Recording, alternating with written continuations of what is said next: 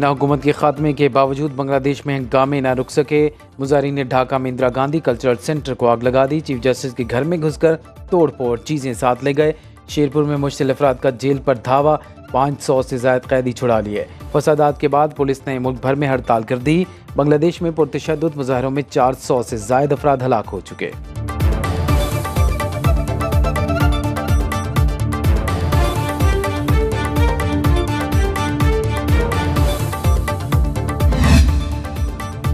Nobel इनाम याफ्ता माहिर इक्तिसादिया डॉक्टर मोहम्मद यूनुस बांग्लादेश अबूरी हुकूमत के चीफ एडवाइज़र होंगे। ऐवानी सदर में मुसल्लह फ़ौज और तलबा तहरीक के मुश्तरका इजलास में अहम फैसले।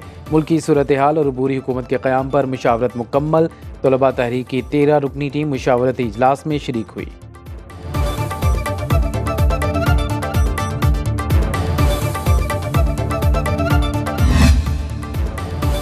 बांग्लादेशी अवाम के पास भारत के शिकंजे से निकलने का सुनहरी मौका। तलबा तहरीक के अल्टीमेटम के बाद बांग्लादेश की पार्लिमान तहलील।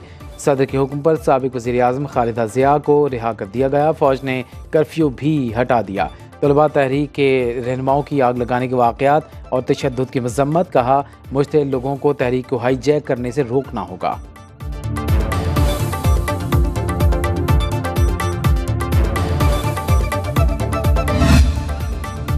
शेख हसीना का तख्ता उलटने पर दुनिया भर में बंगाली अवाम खुश। लंदन और बर्लिन के बाद न्यूयॉर्क में भी बांग्लादेशी शहरी सड़कों पर निकल आए। मुजाहिरीन बांग्लादेश के कौंसल खाने में दाखिल हो गए।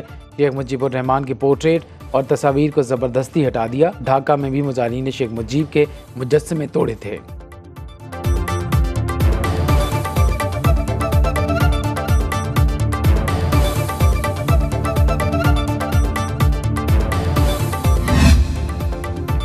अमेरिका ने शेख हसीना का वीज़ा मंसूख कर दिया। बांग्लादेश से फरार शेख हसीना भारत में मौजूद।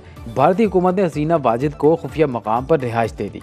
मीडिया रिपोर्ट्स के मुताबिक शेख हसीना वाजिद की सियासी पनाह के लिए बरतानवी हुकाम से इब्तदाई बातचीत नाकाम हो गई। साबिक बांग्लादेशी वज़ीर आज़म बरतानिया में मुकम्मल सियासी पनाह और सिक्योरिटी चाहती हैं। हसीना वाजिद 1 माह से जारी अवामी एहतजाज के बाद भारत फरार हुई थी।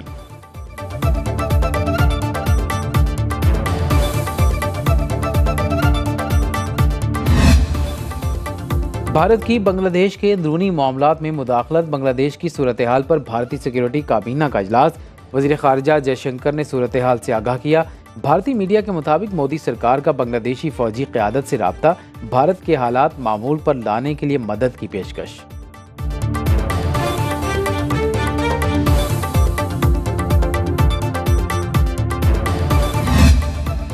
कौमी असम्बली के बाद इलेक्शन एक्ट तरमीमी बिल 2024 सेनेट से भी मंजूर। ऐवान बाला में सेनेटर तलाल चौधरी ने बिल पेश किया। अपोजिशन का शदीद एहतजाज। चोरी का बिल नामंजूर के नारे। बिल के मुताबिक आज़ाद रुकन असम्बली मखसूस मुद्दत के बाद किसी और सियासी जमात में शामिल नहीं हो सकता। मुजव्वज़ा मुद्दत के अंदर फहरिस्त जमा न कराने वाली जमात मखसूस नशिस्तों की अहल नहीं। कौमी असम्बली में भी अपोजिशन का शोर शराबा। हंगामा आराई। बिल की कॉपियाँ फाड़ दी।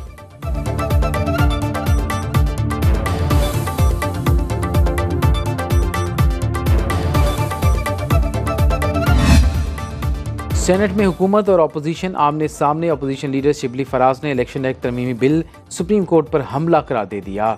बोले, इलेक्शन कमीशन सिलेक्शन कमीशन बन गया। 90 दिन के अंदर इंतखाबात न करा के आइन तोड़ा गया।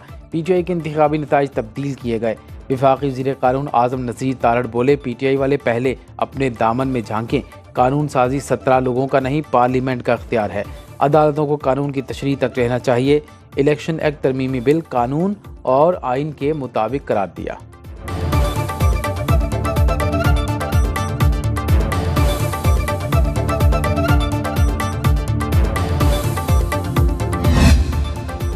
PTI का इलेक्शन एक्ट तरमीमी बिल के खिलाफ अदालत जाने का ऐलान। चेयरमैन PTI बैरिस्टर गौहर की कौमी असम्बली इजलास में बिल पर कड़ी तनकीद।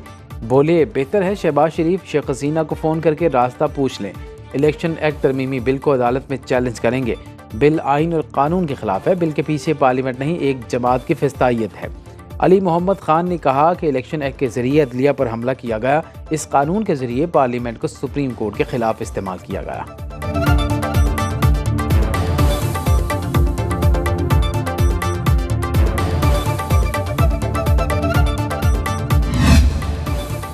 एतराज़ात के बावजूद जमहूरियत आमरीत से बेहतर, इदारों पर हमला आवर नहीं होना चाहिए। वज़ीर दिफा ख्वाजा आसिफ का कौमी असम्बली में इजहार ख्याल, बोले खित्ते में अमन के लिए मसला कश्मीर का हल नागुज़ीर। गजा में निहत्ते मुसलमानों पर बदतरीन जारहियत हो रही है। पीपल्स पार्टी रहनुमा शाज़िया मरी कहती हैं अब डिजिटल दहशतगर्दी बर्दाश्त नहीं की जाएगी, मुल्क की सालमियत के लिए हर कीमत अदा करेंगे। इलेक्शन एक्ट तरमीमी बिल सुप्रीम कोर्ट के खिलाफ नहीं है।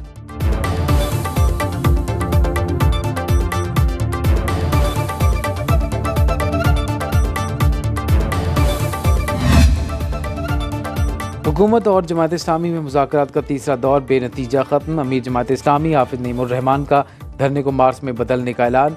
8 अगस्त को मरी रोड, 11 को लाहौर में पुरअमन मार्च होगा। महंगी बिजली, तनख्वाहदार तबके पर टैक्स, IPPs को कैपेसिटी पेमेंट नामंजूर। बांग्लादेश से सबक सीखो, ऐसा ना हो तुम्हें मोहलत ना मिले। हुकूमत कमेटी खेलना चाहती है तो हम तैयार हैं। जमात इस्लामी का रावलपिंडी में धरना 13वें रोज़ में दाखिल। कराची में गवर्नर हाउस सिंध के बाहर भी एहतजाज।